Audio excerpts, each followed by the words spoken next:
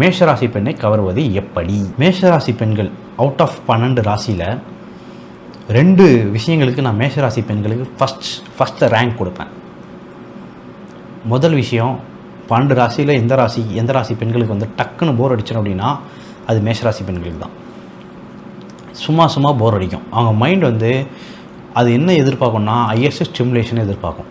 அது கிடைக்காத பட்சத்தில் டக்குன்னு போர் அடிக்கும்.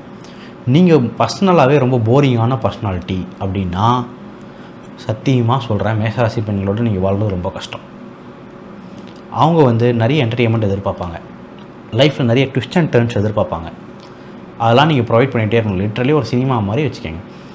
ஒரு சினிமா கூட இல்லை, கேம் மாதிரி. ஒரு கேம் நீங்கள் ஆடுறீங்க டெலிவிஷனில், பிஎஸ் கேம். அது எவ்வளோ உங்களுக்கு ஒவ்வொரு நொடியும் உங்களை வந்து என்டர்டெயின் பண்ணிகிட்டே இருக்குது. அது போல் இருக்கணும் நீங்கள். அது கொஞ்சம் எக்ஸாஜரேட்டடாக இருந்தாலும் லிட்ரலி நீங்கள் அது போல் தான் இருந்தாகணும்.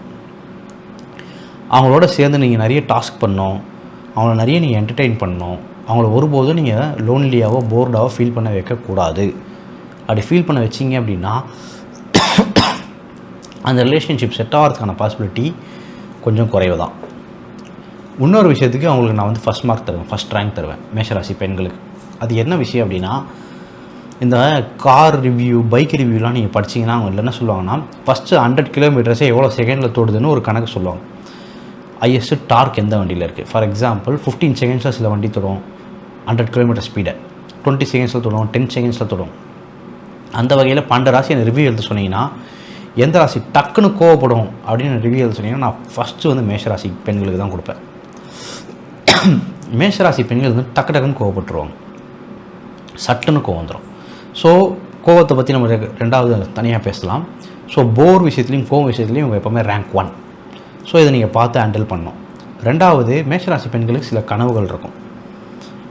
அது நடக்கவும் நடக்காதுங்கிறதெல்லாம் தனியாக வச்சுருங்க.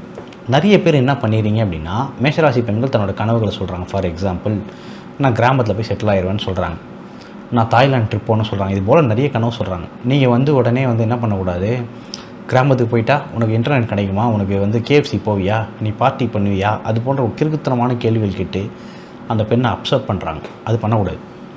யூ சப்போஸ் டு சே, அங்கே வந்து நீ வந்து கிராமத்துக்கு போயிட்டேன்னு வச்சுக்கோங்க, நான் வந்து இதெல்லாம் பார்த்துக்கிறேன், உனக்கு இந்த வேலையெல்லாம் நான் பார்த்துறேன். தாய்லாந்து போயிட்டா நானும் வரேன், நம்ம இங்கே போகலாம் அங்கே போகலாம், இப்படி தான் நீங்கள் பேசணும். லிட்ரலி ஒரு ஃப்ரெண்ட்ஸ் கூட்டத்தில் வந்து பிளான் பண்ணுவோம் கோவா போகலான்ட்டு, போகவே மாட்டோம் ஜென்மத்துக்கும், ஆனால் ஒரு பிளான் பண்ணுவோம். அதுபோல் அவங்களும் சில பிளான்ஸ் வச்சுருப்பாங்க. அது ப்ராக்டிக்கலான ப்ராப்ளம்ஸ் எல்லாம் அவங்க கண்முன்னாடி வச்சு அவங்கள ஏன்டா இவங்ககிட்ட இதை ஷேர் பண்ணோங்கிற ஃபீலை கொடுத்துடாதீங்க.